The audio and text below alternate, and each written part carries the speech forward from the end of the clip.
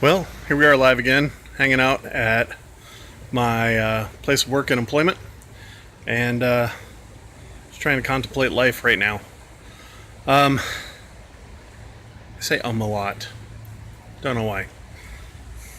Trying to come up with a voice for this channel that would make it worth subscribing to, and the truth is, I don't have a lot of high-tech equipment. I'm doing this all from my smartphone, and I know that there are dudes out there that are trying to do this from their phone, and they have a following. I've noticed that one of the key components they always use, they're a very charismatic group of people, and they're always just up in arms and jumping up and down. And well, I'm working on losing weight so I can start jumping up and down.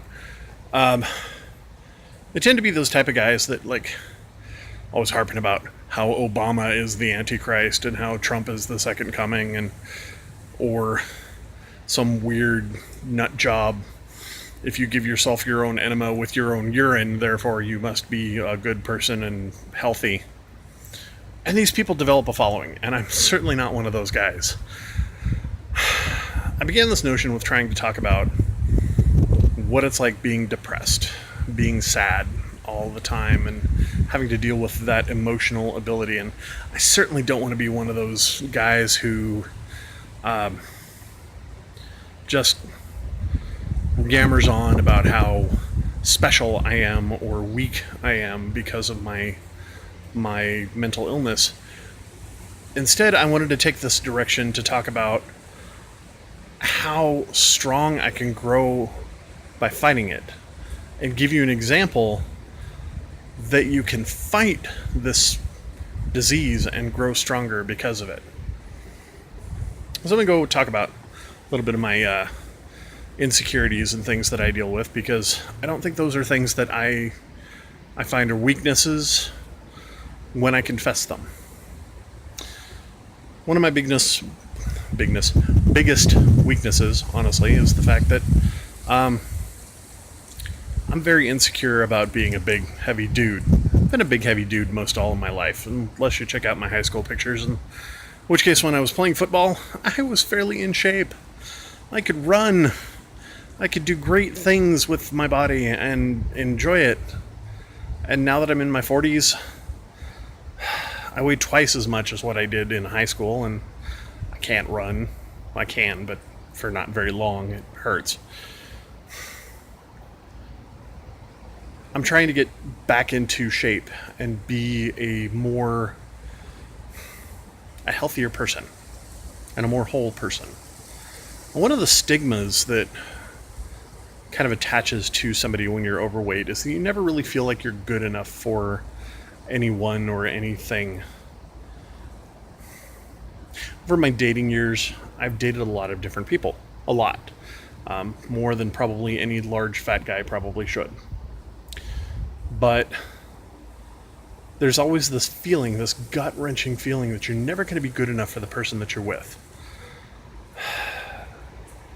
And unfortunately, there's been a lot of instances over the last 8 years that have left me really feeling hollow inside and double-checking everything good. I'm engaged. I'm engaged to be married to the woman that I wanted to be married to in high school. Finally, after 20 some odd years, I'm finally pursuing a lifelong relationship with this woman. And there's this deep-seated doubt that fills me up every day. Am I really good enough for her? Am I really attractive enough for her? Am I really going to fulfill her? Because I've had lots of people in the past that I've been engaged to who have also said, yeah, I want somebody better looking.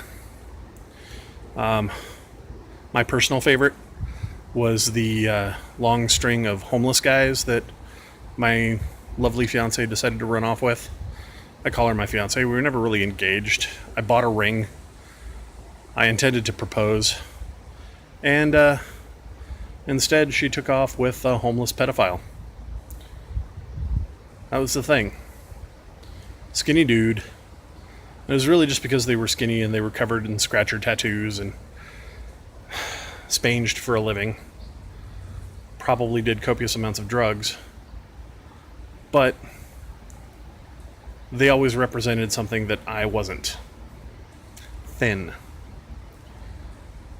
And I always knew it never worked out because I'd always inevitably get that call of, I miss you.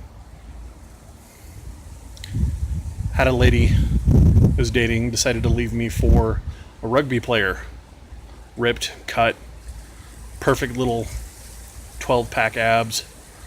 Turns out he liked to beat his girlfriend. 3 months later, I miss you and I'm all bruised up.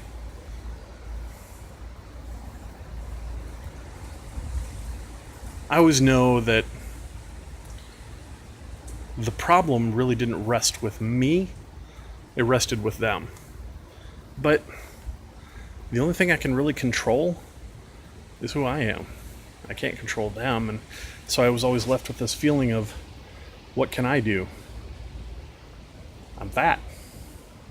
I'm never going to be able to compete with a skinny, homeless pedophile. Think about that for a second, Bill. Think about that for a second, audience.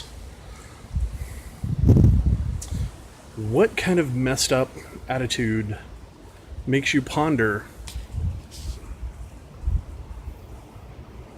that you have to compare yourself with a dude who's homeless and a registered sex offender?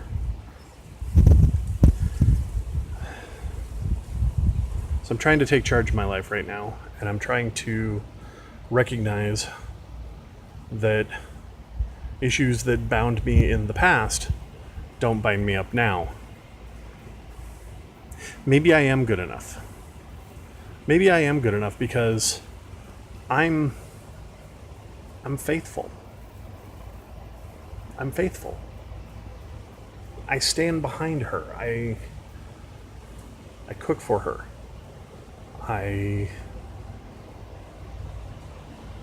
take her out to dinner.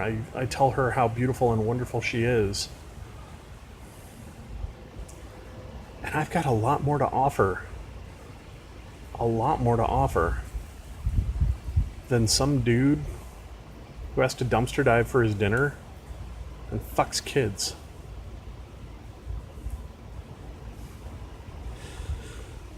And I'm not saying that my current fiance would ever do anything like that. I know that she has a brain on her shoulders. I know. But these are my insecurities. And I'm always gut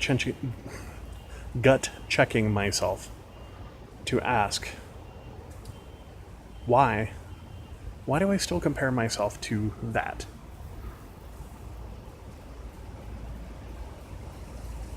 Maybe there's something better out there. Maybe there really is. Maybe there's a better way to look at the world, and I'm choosing to change that.